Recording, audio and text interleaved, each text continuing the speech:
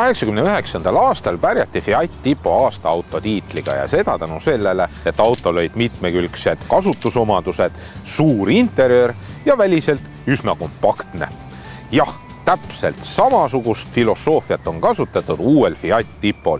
Nimi on taaselustatud ja tänasel päeval saate sellist Tipot Eestist osta ainult sedaankerega. Umbes aasta pärast pakutakse siia ka 5-ukselist luukpära ja universaali. Tipo välisdisain on saanud väga palju kiidusõnu.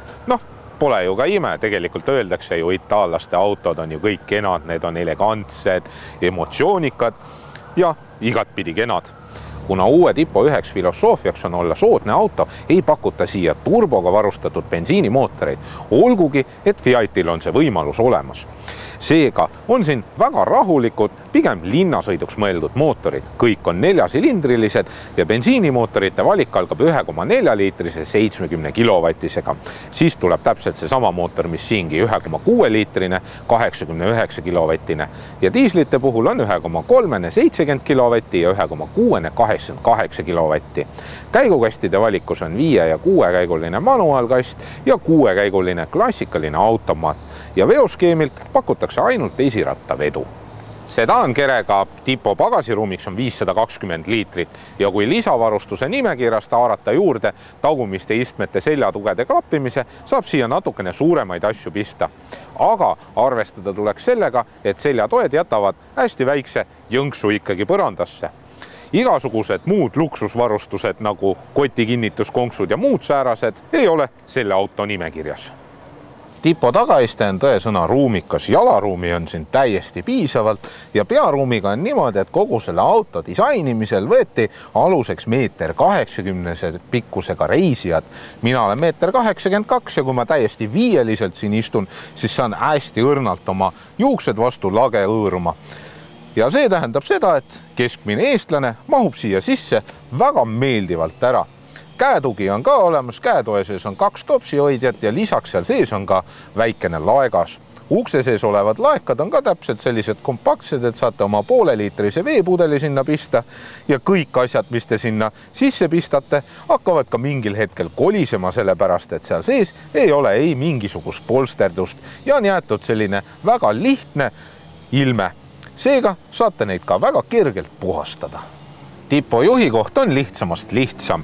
Iste on hea, selline mugav ja toekas ja samuti mulle meeldib, et ma saan selle istme väga põranda ligi reguleerida ja see tekitab hea sellise sõidutunde. Ja mis puutub siis lihtsusesse, siis kõik materjalid on sellise natukene omapärase struktuuriga.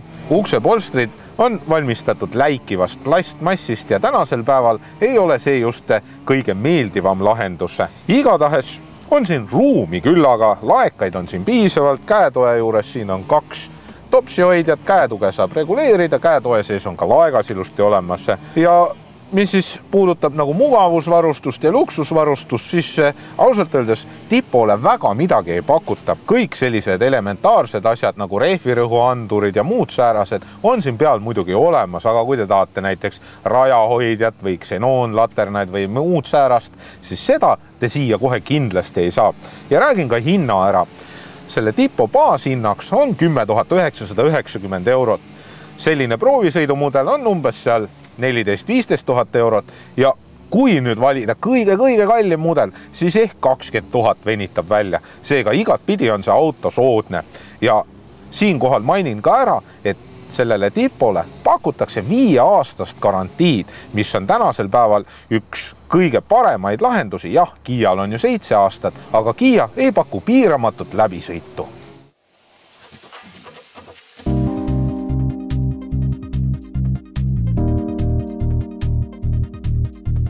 Tipo on oma olemuselt ehtne linnaauto.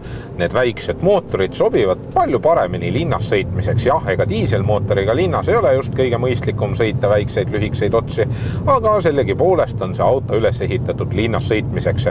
Kui nüüd selle 1,6-liitrise bensiinimootoriga maantele minna, siis automaatkast hoiab pöördeid 90-ga sõites umbes 2500 pöörde juures, nii et seega on need päris kõrgel. Aga ärge siin võtke kohe eelduseks, et see auto karjuks. Tegelikult ei ole mitte midagi, mootor töötab jube vaikselt ja veermikust on natukene kuulda ikkagi rehvimürasi ja salongi, aga samuti mitte häirivalt. Linnas sõitmiseks on siin ka muidugi olemas selline asi nagu City asend ja see tähendab seda, et siis rool muutub eriti kergeks ja vedelaks.